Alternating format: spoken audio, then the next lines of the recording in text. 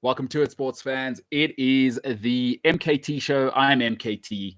It is the 11th of Feb, 2021. Welcome to it, Cliff Central Sport, the MKT Show. Listen, so today, if you didn't see it, or if you haven't seen it, if you don't follow me on social media, firstly, I'm deeply offended. I'm an unbelievably sensitive man. But the Way to Go show, my multiplier is up. So go and check that out. It's myself and Polish man Ben Karpinski. Please go and check that out. Like, share, subscribe. Be a friend, tell a friend. You know that whole thing. Anyway, had a great day. Really loved what I got up to today. You know, bit of exercise. Got outside. Got some stuff cooking in the background here. So, of course, as you know, this show will be going from noon. We're getting closer and closer now. By the end of this month, we'll be going from 12 till 2. The MKT Show coming at you live in a few places, hopefully. But for now, you can catch us right here on YouTube from the end of the month. 12, that's midday to 2 p.m. every single day. Hey, hate your boss? Put those earphones in. I'll talk sport and whatever else. We'll have a couple of people with me, and we'll keep you company for 2 hours a day while you ignore your boss or your terrible coworker. Everyone has one of those, right? There's nobody who has the perfect job. I don't care if you work at Tesla. You either have a horrible boss or you have a work colleague that you wish you could just sort of, you know, put a muzzle on. We've all got them. We've all got them. So don't feel bad. But 12 till 2, MKT Show. All right, what are we talking about tonight? Listen, Spurs last night, again, knocked out the cup. It's a situation, and I've spoken about it before, but I just want to kind of say what last night proved to me, and it proved to me I was right from the beginning. And Spurs have to keep a couple of things in mind. I think they got to keep a couple of things in mind. And then I'll talk about the rugby landscape. I think 3 great deals, but 2 confirmed deals. I think that are great for not just rugby in the Southern Hemisphere, but I think for rugby as a global product. All right, MKT inspires Cliff Central Sport, Cliff C Sport. If you sort of own the tweet monster, huh? Twitter. I like Twitter. I know a lot of people don't like it. I like it. It's a great place. Listen, social media is, you're walking on the precipice at all times. It is a sure, but I like it. I like social media. So, you know, it's not for everyone. Do what you got to do. All righty. Listen, let's get into the Spurs talk. 5-4 last night. Just a ridiculous game. If you didn't see it, Everton Spurs, you know, you've got YouTube. If you're watching this, you've got YouTube, you've got internet. Wow. What a game. When Harry Kane scored, I thought, game over. But Everton, they're a team. Because it's twice now against 2 really, really good teams. Right? Don't get it wrong. Spurs they've got the makings of being a good team. And United they're a good team. Twice now they've come back. And this time they came on to win. Mourinho's teams aren't easy to come back against. I don't care when it's been in history. All right? That was awesome. I just want to say that Everton, they're going to be a problem. I said at the beginning of the season, I think they'll make top 4. But let me tell you something.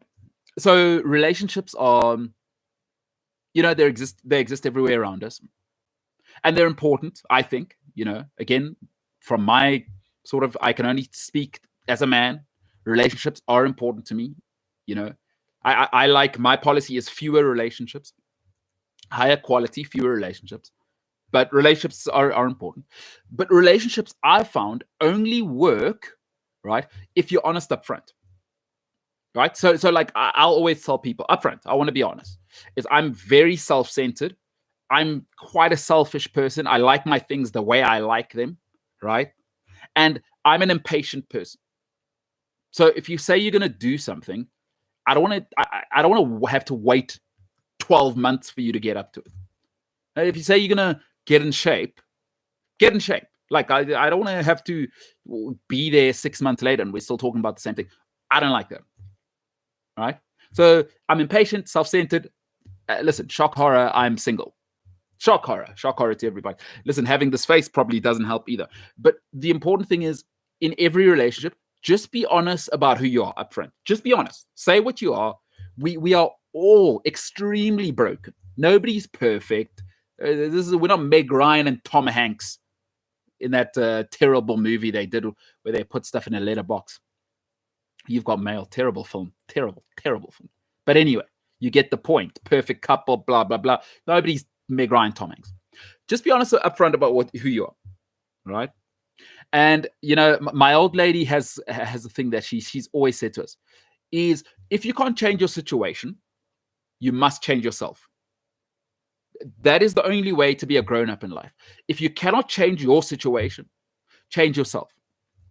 So Spurs are now in a relationship with Jose Mourinho. And they knew what they were getting, right? They know what Jose is. They know what they are. Unsuccessful, flashy, North London. They know what they are. They know what Jose is. I would say this relationship is the equivalent of a butcher and a supermodel getting married. It's never going to happen, right? It doesn't happen. It doesn't happen. Mourinho is the butcher because Jose Mourinho doesn't care about aesthetics. He doesn't care about being nice to the media. He doesn't care about people liking him. He doesn't care about being a role model. Mourinho, I mean, he's the guy who stuck a finger in someone's eye. Literally.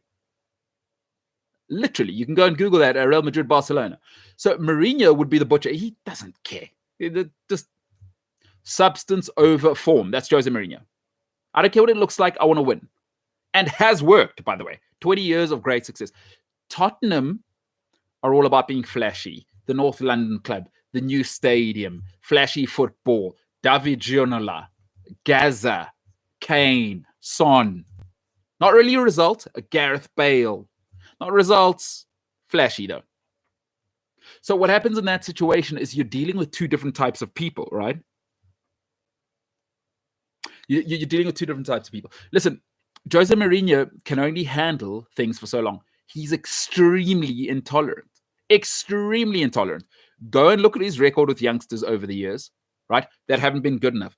They don't go to the second team. They're gone. They are gone.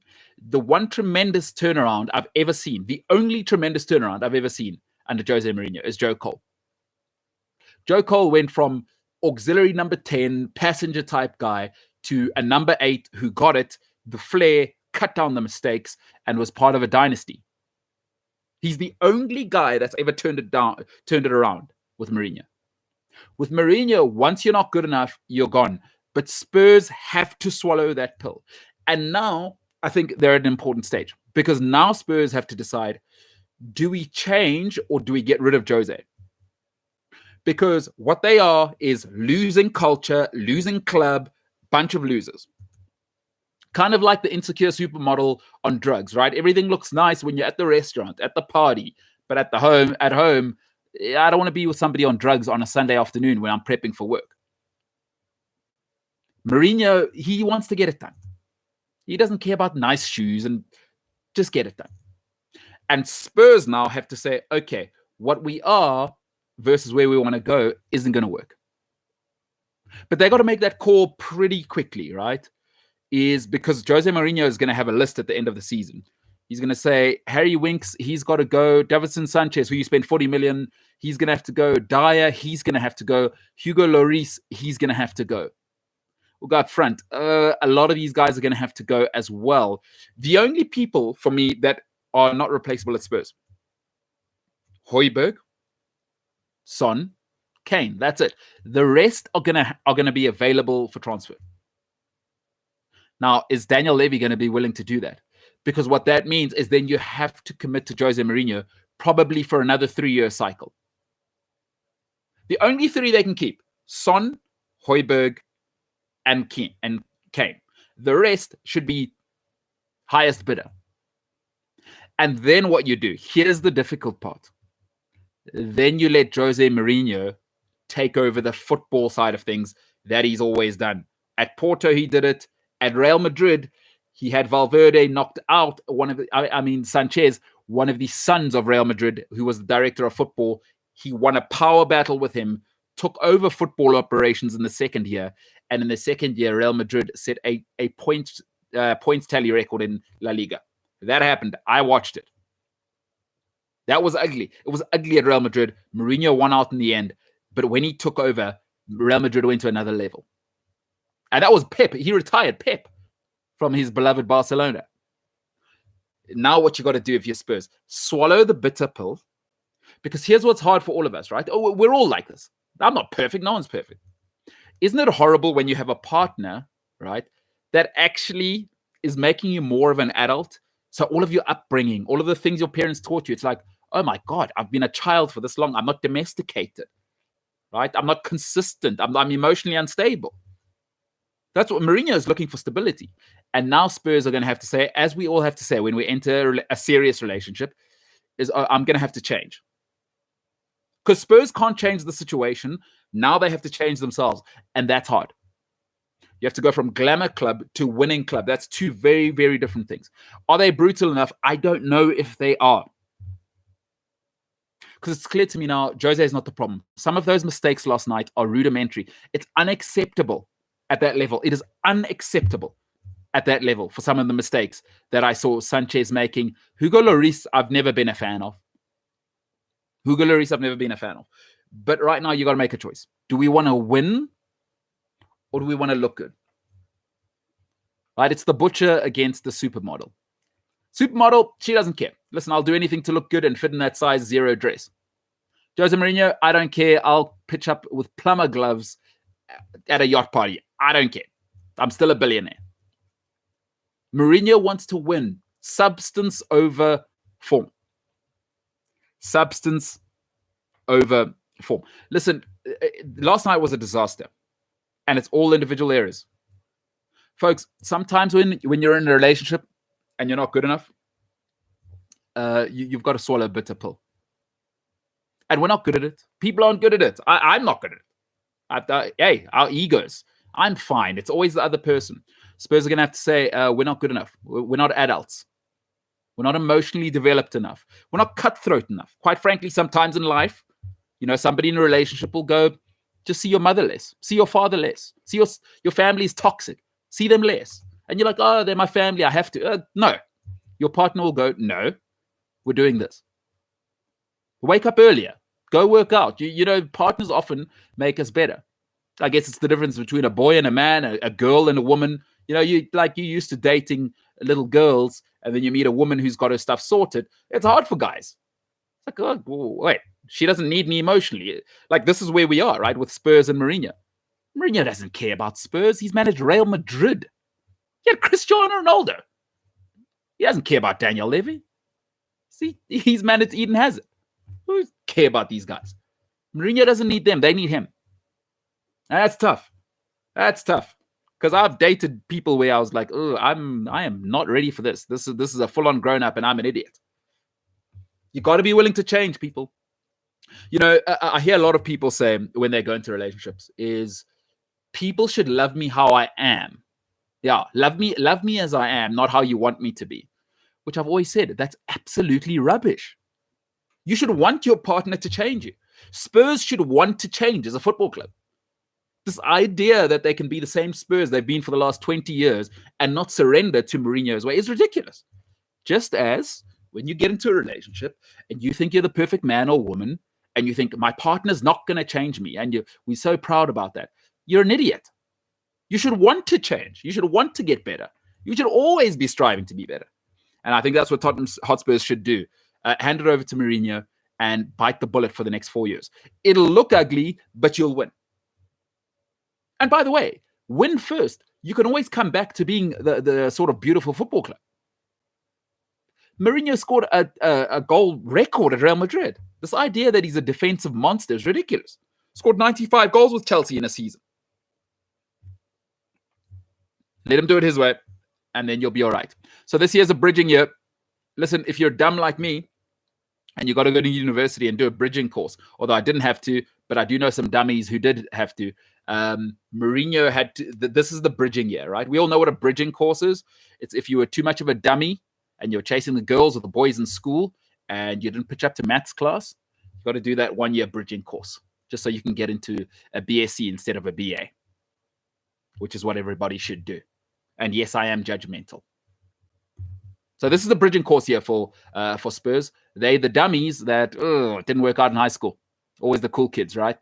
They're the dummies. They got to take a bridging course now just to get into the BSc. Mourinho, he'll clean house next season and just hand it to Mourinho. Get over yourselves if you're Spurs. Stop telling me Mourinho is boring, Mourinho is this. You've got no idea how to win. And that's not my opinion. It's 30 years of not winning a major trophy. So, I mean, just ridiculous. This idea that Mourinho is the problem. Folks, I'll say it again. You should want to change when you get into a relationship. If your partner doesn't change you, you're not in a relationship, you're in a comfort zone. Go look up something called the Madonna child syndrome. Most men are trying to date their mother because it's comfortable. And you don't grow. Nobody grows in there. And then you stay the same. And then you wonder why 10 years, not even 2 years into the relationship, you're bored. It's because you didn't want to be in a relationship. You wanted somebody to look after you and tell you everything's going to be okay. Bad news. That's not a relationship. And if Spurs want that, and it's called the Madonna child syndrome, you can go and look it up. If Spurs want to stay the same, then get rid of Jose Mourinho. But I wouldn't advise it. But just as anybody else, when you get in a relationship, if you want to grow, don't date somebody who makes you comfortable. Date somebody who's an adult, somebody who's a grown-up, somebody who's stretching you, your imagination, drives you to the next level, whether it's about income, it's about stability, it's about emotional health, whatever it is, they should take you to the next level, and you should have the desire to change. And by the way, change for you. Spurs should want to change for them. Don't change for Mourinho. Change for you. Come on.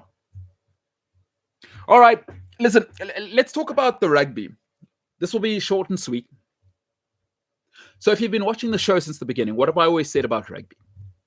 Globally, by the way, I've always said rugby is an analog product in a digital time. And we're going to talk about the Sharks now and the All Blacks a little bit. I've said it from the beginning. Rugby's problem is not the talent, it's not the athletes. They're unbelievable. They're freaks. And I mean, they are in like a car accident for 80 minutes, right? These guys are real warriors. The players have never been the problem. The administration has been amateur. Rugby has not changed since 1994 when it became professional in inverted commas. Rugby has not changed in almost 30 years. What's it, 26 years now? 27 years. That's always been my problem with rugby. The model has not changed. But what's awesome now, and again, love them or hate them, the Americans are going to lead the way, is that investment firms, and I've been saying it, if you've been watching the show, I've been saying it for a year now, since last year. What you need is you take money, competent people, and you put them in the same place. Now, we've got two great things happening in rugby. Not sure you've been following it. The Sharks have been taken over, right? So let's start with the Sharks. Right, big investment. I think it's going to be, they're talking about 50-60% of the Sharks being taken over by an investment firm. Interestingly, a South African majorly involved there. There's ties to Rock Nation there, of course. And then there's another part that's happening, which I think is brilliant. Let's start with the Sharks thing. I think South African rugby and the Sharks are going to force the hand of the politicians to get out the way. Because if there's one thing politicians like, it's money. It is money. Let's be very clear. So what you do, I've always said, get the administrators out of the way. And the only way, all right, we live in South Africa. Let's be honest, right? We don't have to, let's just be honest. Pay the administrators to get the hell out the way. Because I've always said this, administrators and the bureaucracy, this is global, but in South Africa, even more, right? Administrators want to make rules. And you know what people that want to make rules want to do? Is they want to hold things back. It's because rugby's been run by administrators for the last 26 years. So people want to make rules, want to hold things back. Billionaires, businesses, right? They want to innovate. They'd rather push the rules and they'd rather say, hey, you know what? It's easier to apologize than to ask for permission. And that's who you want in business. Elon Musk, right? This is what we're talking about. All of Hollywood. These executive producers are these mad people. Investment banking, right? Tesla. I mean, you look at Buffett, Apple, Steve Jobs. People venerate him.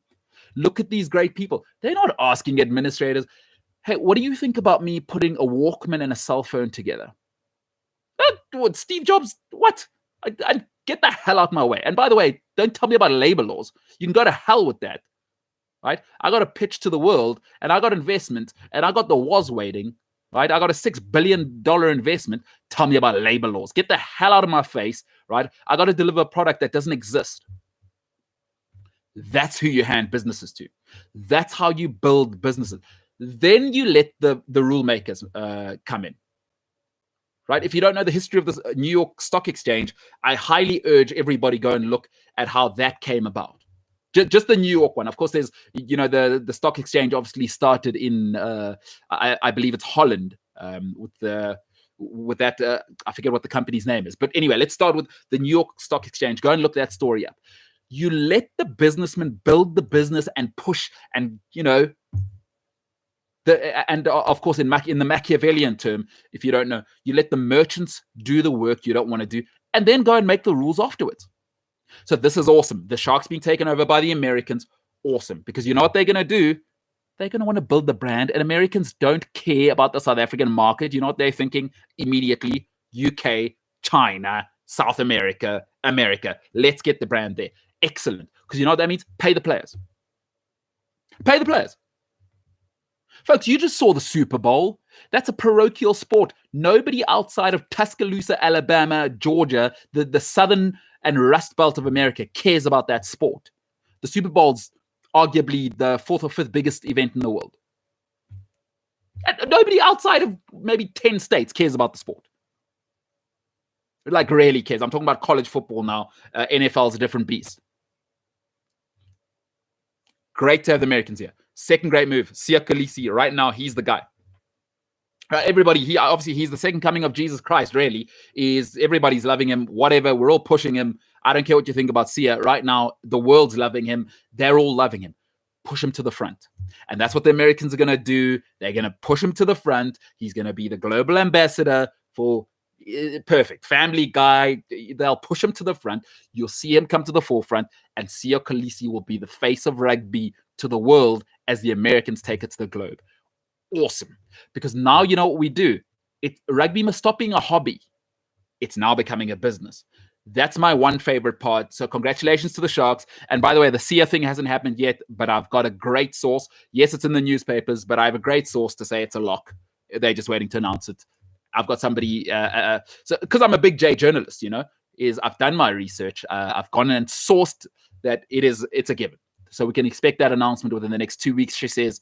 But it's done. Siya, it will be a Sharks player next season.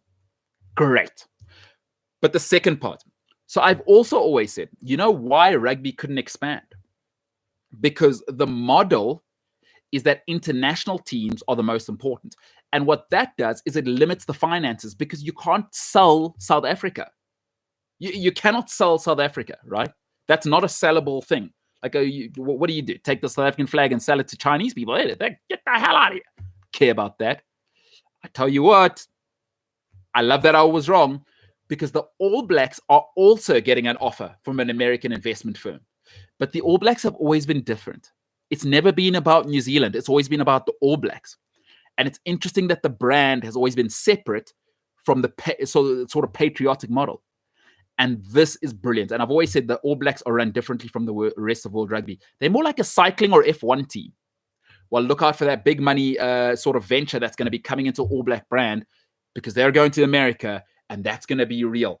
And that was the limitation, is that there's a cap to selling international sport. All right? If I'm Chinese, I don't want to support New Zealand. I'll support the Bulls. I'll support the Crusaders. I'm not supporting another country. If I'm American, I'm not. But this is brilliant what's happening now. And hey, if anybody has pageantry, it's the Americans. Finally, rugby is waking up. Folks, if you've been watching the show, I've been saying it for a year. Rugby's amateur. But finally, rugby's waking up, because it's been an analog product in a digital time at long last. So go look up those two stories, and I find that exciting. Number one, right? We can get to the administrators, because I think that's going to be a slight problem. I think the Americans will learn that this isn't the NFL or college football where you've got all sort of Harvard graduates running the administrative side. We've got some palookas here, but they'll learn and they'll fix it. They'll bring in their own guys. But let's just celebrate progress. Oh, it's going from hobby, right, to professionalism. And the great thing, pay the players. I want to see Siya Kolisi. I want to see Peter Steph Toy getting $2 million a year, $5 million a year. Awesome. Do that. I want to see Peter Steph Toy linking up with an American football team as a global ambassador for sport. That's what I want to see, and that's what rugby's been missing. So kudos to the Sharks. It's only the beginning, but again, leading the way, the All Blacks. And it's outstanding for rugby. And at long last, rugby is coming out of the dark. It's only taken them 26 years. The Premier League started in 1992. The English Premier League started in 1992. What the bloody hell have rugby been waiting for? It's unbelievable to me. But okay, we celebrate and let's see how it goes. I think the All Black situation will go better than South Africa just because you're going to have to find the money to pay administrators to get out the way in South Africa a little bit more. You know, Hansi Cronje called it money for jam. We're going to need, our politicians they just have a bigger loaf of bread, so they need a little bit more jam. The Americans will figure it out. The investment bankers, this is what they do for a living, by the way. They figure things out. So congratulations to rugby and congratulations to us rugby supporters. Because trust me, you know what the next thing is? Well, folks, next we're going to have DuPont playing scrum half for Griquas. How awesome is that as a prospect? We're gonna have Intermac playing fly half, for probably, I don't know, the most revolting team in the world, the Bulls. That's great news. I want Aaron Cruden, playing in PE. Imagine that. That's the next thing. That's coming. Becomes a global game, and I think that's awesome for rugby. I think that is awesome for rugby. Listen, I'm a meathead. I'm a South African, I'm a South African oak. I love rugby. What must I do about that? I'm sorry. I know it's a tiny sport, but rugby is a great game. It is the ultimate warrior sport. No big shoulder pads, no big helmets, none of this malarkey. Right? Rugby and UFC are about as brutal as things get. And I love it. I'm here for it. I'm a savage. I'm a meathead. I'm not a smart guy. I've never said that. I'm a South African oak. I love rugby and braais. I'm just a butt. I want to hang out with the boys, watch the rugby, go home. You know what I'm saying? And this is awesome because it's taking the product to the next level. Love to hear your thoughts. Cliff Central Sport on social media. Otherwise, I am MKT. That's Mike Kilo Tango. Tingo. That's not a real thing. Mike Kilo Tango. MKT Inspires on social media. So MKT Inspires. Would love to hear your thoughts. What do you think of the new rugby innovations? What do you think of the money coming into the game? I know there are purists out there who they just want to have the braai vleis and watch the rugby, but I think it's got to get professional. All right, let's take some questions and then we'll finish off. Rikke Swart says, Viapia was the first option for those investors, but Viapia was too stubborn to give up control. This will come back to haunt Viapia. I agree it will, but you know what the problem was? Again, I do have an insider on that situation. The investment firm figured out what I've just said is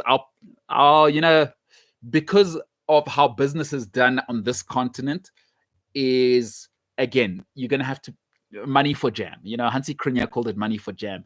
And there were a few people who all wanted to get their finger in the jar. And the Americans just said, no. So I have that well sourced as to there were a few breakdowns. And one of them was everybody, there were external, the dark forces, as famously our politicians call them. Everybody wanted a little piece of the pie. And the Americans said, you can go and jump in the Atlantic Ocean, which is the correct way to do it. So, Rikus, I have to agree there. But I think once the Sharks are right, then I think it's going to be more American investment firms going, oh, okay, is that what rugby is? Because I think rugby is like really UFC with a ball, right? It's brutal. There's no shoulder pads. There's none of that nonsense. It's massive people running into each other, and it's brutal. And I love it. Sorry, call me a savage. I don't care. I love it. It is, it's controlled violence at its best. I just love it. Rika says, Mbulela, the world loved Oscar Pistorius as well when he entered the Olympics. Yeah, okay. Fair enough. Noted. Noted. I'm not touching that one. I am not touching that one. Jesse Randolph, what do you think about the Saliba situation? My God. You know what? Having been in dressing rooms, I've heard people saying dressing room culture. I mean, listen, there are things that I've seen and heard in dressing rooms, And, again, I'm a meathead. So please, like, don't take anything I say to raise your children. I have no desire to be a role model for anybody. Boys will be boys. But the Saliba thing is so confusing to me because I went to a boys' school, which is the most ridiculous place you could ever be, by the way. Yeah, I mean, you see things in boarding school, especially when it's just boys that, my God. If there was social media back in 2003, 2004, the madness you would have seen. And I was in 3 professional dressing rooms in the UK and Russia, and I never saw anything like it. And I was with people from Uzbekistan, Brazil. I've played with people from every continent. That Saliba thing is, to me, it was almost, and like I said, I'm a meathead. It was revolting. But that's a problem for him. And now I think he has a real problem because I think the French Football Federation's investigating it. Oh, he's going to have a problem because, listen, once the bureaucrats come in, they always want their pound of flesh. So you could probably see him getting a 4 or 5 year international suspension. He may not play for France for a while. I think it's not Arsenal's problem. It was before Arsenal. Arsenal shouldn't get involved. If I'm Arsenal, I don't comment. It's got nothing to do with me. What they do, though, is when he comes back in-house, because the great Maya Angelou, and my old man's always said this to me as well, but Maya Angelou is slightly more famous than my dad, slightly more talented than my dad. So I'll go with Maya Angelou. People show you who they are. Believe them. Now what you got to do with Saliba is get a handle on him. Because when he gets back to Arsenal, excuse me, young man, here's a contract. Here are the 10 things that are non-negotiable over the next 5 years, because they paid 27 million for him, and they're not Man City. They can't just kind of write him off. And he's talented. By the way, they'll tolerate him because he's talented. Here's the rule in sport, folks. Whether you like it or not, they'll tolerate you until they can replace you. Talent's impossible to find. He's a rare talent, athletic, big, and from what I read, a leader, so possibly a captain. But when he gets back to Arsenal, take your emotions out of it. Here are the 10 things that are non-negotiable. Sign there if you want to stay here. Otherwise, we're going to have a problem because you're going to have to clearly watch his character. Sorry, that's a character flaw. I'm sorry. And none of us are perfect. We've all done horrible things. And like I said, I went to a boarding school and I played football. And I'm not going to say I've seen and done things that if they came out, wow, we were. But that's a problem. Unfortunately, in today's culture, in today's time, that is all sorts of problematic, especially if you want him to be a poster boy. I found it revolting. But maybe I'm conservative. I don't know. And I like to think I'm liberal and I'm way out there with some of my positions. I found it revolting. And if I'm Arsenal, I get a proper handle on him when he comes back. Because he's clearly, now he's starting to talk about Arteta, and he's doing a lot of talking for a young player who's done nothing in the game, by the way. He has done nothing. I know he thinks he's the man, and you need that confidence to go to the next level. I love a bit of confidence. People have said I'm way too confident for my own good, and I go, you're damn right. So Saliba needs that confidence, but what you're going to have to do is you're going to clearly have to keep him in line. That's what I do if I'm Arsenal. Is he's shown you who he is now? Believe him. He can get out of hand. So you put the shackles on him, right? And then you listen. What do we need to do to make it just about the football? Keep the main thing. But I found that video. My God. Jesse saying, I think the rugby guys watched your show. Yeah, well, Jesse, I think, was the first person to watch this show. Definitely the first person to message in, I think. So he knows I've been saying rugby, wake up. Go and get the American, Chinese, Middle Eastern money. Pay your players. And I think it's awesome. And then we'll finish off with this. Rikus Swart saying, privatization is the way to go. I agree with you. It should have happened a long time ago. I think, but we must always say this, right? Is you need gatekeepers on both sides. This is where the NFL wins. If you don't know who Roger Goodell is, go and look him up. He gets $30 million a year, and there's a reason for that. Roger Goodell has to look after the egos of 32 billionaires. Those are the team owners of every NFL team. So what you need is a buffer, because really what every single team, every single billionaire, they want to do it their own way. Then players, you must remember, want to do it their own way. So it's always kind of rubbing up against each other. You need a strong commissioner. So rugby's first challenge, get the money in. The next thing, get somebody to administrate that money and the talent. That's the brilliance of the NBA. That is the brilliance of the English Premier League. That is the brilliance of the NFL. Is they are managing the billionaires, the owners, right? And then they're managing the teams and the talent as well. And it's a magnificent relationship, by the way. The NBA have a great guy right now, Adam Silver. He's a guy. But the administrator of all administrators, Roger Goodell. So can rugby kind of transition slowly? So go and attract the money, let the money come in. And then once the money is in-house, you go, gentlemen, what's good for the goose is good for the gander. You're going to need a strong commissioner or whatever you call it. Richard Scudamore did it for the Premier League. Bernie did it for F1, whether you like him or not. Without him, remember that first $3 billion deal happened to him. He gave you Lewis Hamilton, and he gave Formula One Lewis Hamilton. And he said, this is the superstar. And people hated him for it, but Bernie knew how to build the product, boy. And he knew how to manage the team and handle the egos and make the product, whether you like him or not. Goodell knows how to do it. Rugby has yet to find that man. And the people they've got in house now are a joke. So I agree, privatization is important, but you need a gatekeeper. You need a strong gatekeeper. I think rugby will have to figure out the structure. I think what we'll need to do, this is my personal opinion, and I think it's proving, I think I'm right. What we'll need to do over the next few years, especially us rugby romantics, international rugby has to take a second place, right? What's clear now, I've been saying it all along, put club rugby at the center. Because you know what? I want a Chinese owner coming to own the Griquas, right? I want that. He can't buy the Springboks. That's always the problem with international stuff. So I want guys from Doha, right, coming to buy the EP Kings. So put international rugby as the second tier interest for IORB. And then you come and say New Zealand, Australia, South Africa, because I don't care about Northern Hemisphere rugby, by the way. I've always thought it was amateur rugby compared to what we have here. We got the best athletes in the world, and they can say whatever they want up north. I don't care what they do. They'll just follow what we do. You speak to New Zealand, Australia, South Africa, and you say, gentlemen, everybody must pitch to billionaires. Here's how we're going to do it. Here's the prospectus. 5 years, 10 years, 15 years. Here's how we're going to pitch. Here's how we're going to run it. Here's how we're going to make sure everybody makes money. And here's how we're going to pay. We're going to make our players millionaires in dollars. Pay your players, get talent, and get money in the same place. Trust me, it's a wrap. I think international rugby, because you can't make money off it, has to become a second-tier product. Play less test matches. I don't want to watch the All Blacks against South Africa 3 times a year. I don't. It starts to mean nothing. Play the All Blacks South Africa twice a year.